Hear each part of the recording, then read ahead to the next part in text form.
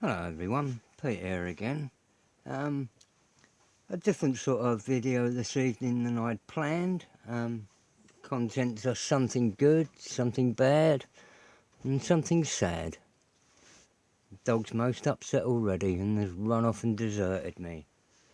I'll start with the good. I was going to do the an update on the Falcon today, but due to circumstances I'm really in such a mood that I didn't really want to mess around with something fragile, except to show a small detail that I've done. If you can see on the box art roof up there, there's a roof vent, and this is now it here. When I got the kit, this vent was a rather chunky affair, and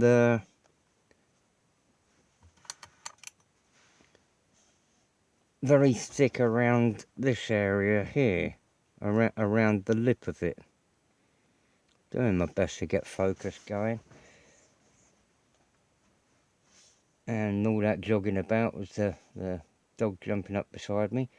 I've cleaned that out and thinned the leading edge of it and opened it up, but added in front of the red piece of card there a new barrier.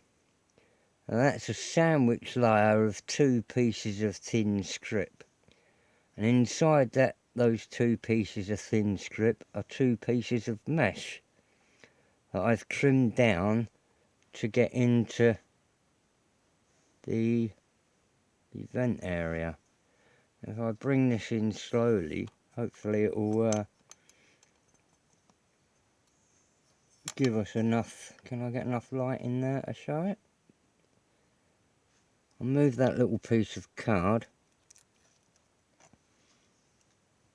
and hopefully get it to an angle where you'll be able to see through, because I have cleaned it all out and, like I said, added two pieces of mesh to actually, you know, hollowed all this area out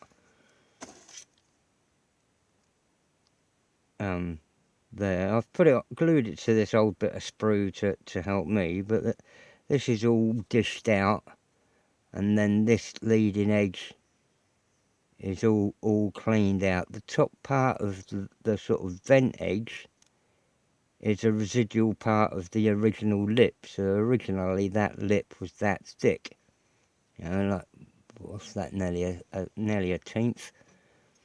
It's well over a mil. And there inside there, like I said, I've added two pieces of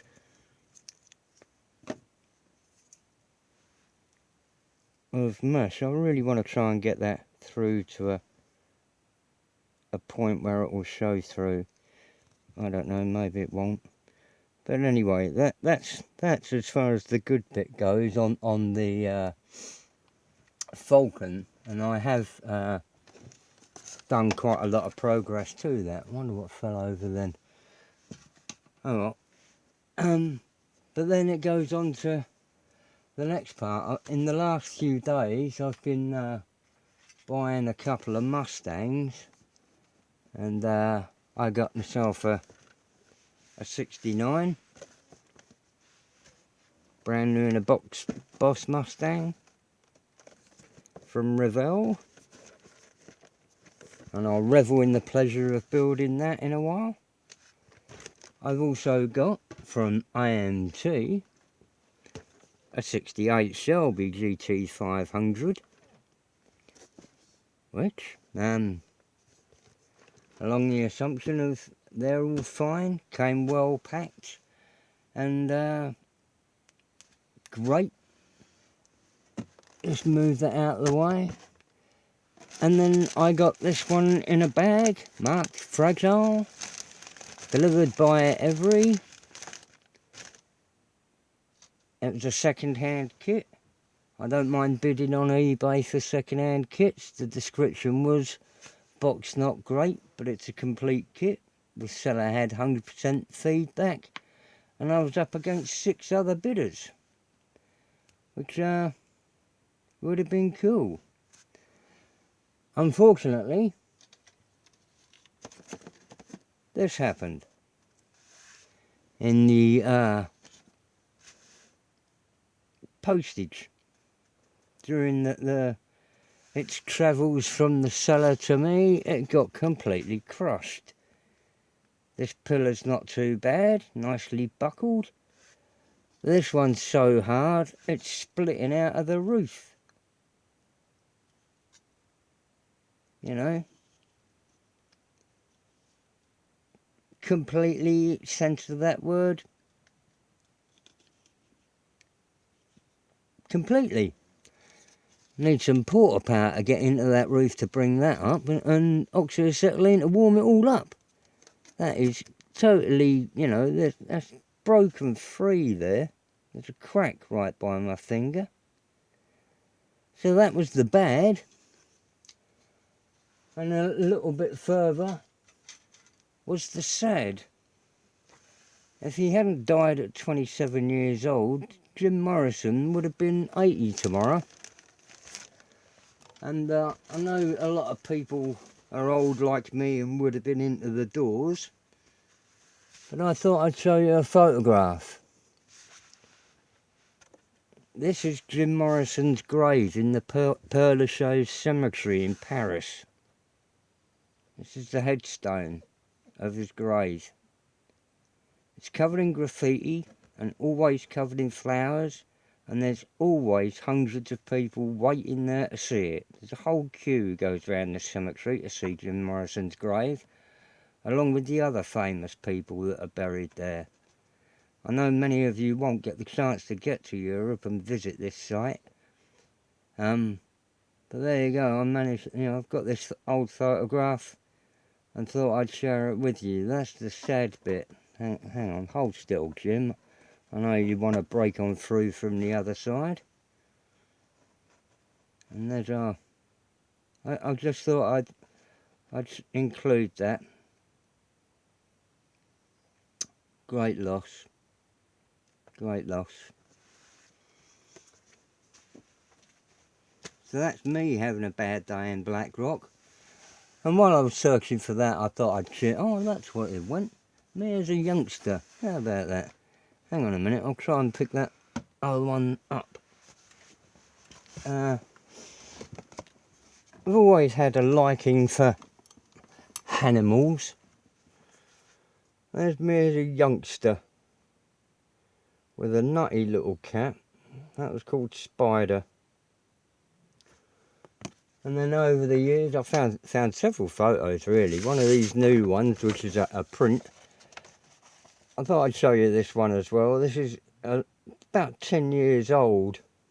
Of my two lovely, lovely staffs.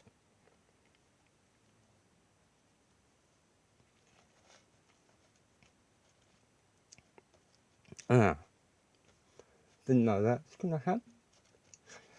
Anyway, oh, I also found my mate Fonzie's 57 Chevrolet, which I thought I'd show as well. I miss those two dogs. They were absolutely tremendous. If I can grab that again, no, where's that gone? Gone and lost it. I have managed to do quite a bit on the, I feel a bit better now. Let's drag a bit more of that over. If I can lift all this back over without it all falling apart. Oh look, that Mustang rapidly found a home. Bung it on a box. Had it all set up for the different height thingamies. This is actually a Falcon. That isn't. But this is delineating the roll cage. I started working on where the roll cage is going. As I said the other day, I was making new locating points on the, if I spin that round there, down there. Let's see, on this side there was two. Let's move that already. Get all the and the work I did on the frame might come up better like this. Where's my little pointer? The kit came originally with 2 locating points there and there, which weren't very well determined on the floor pan, and I added all this other plate and detail to it.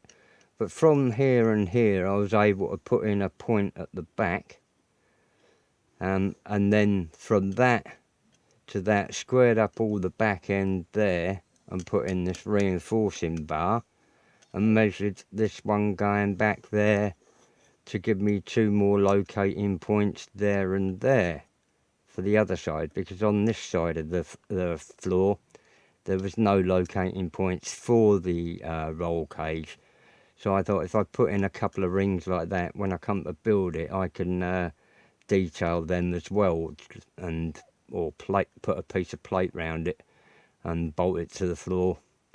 On the back end there, you can see the parts I was adding to replace the original kit moulded in axle, and I've brought down, I mean, all this was sealed in with no leaf spring detail, so I've got rid of all of that and made up some chassis rails following the sort of marks that were there, and you know, drilled that all out.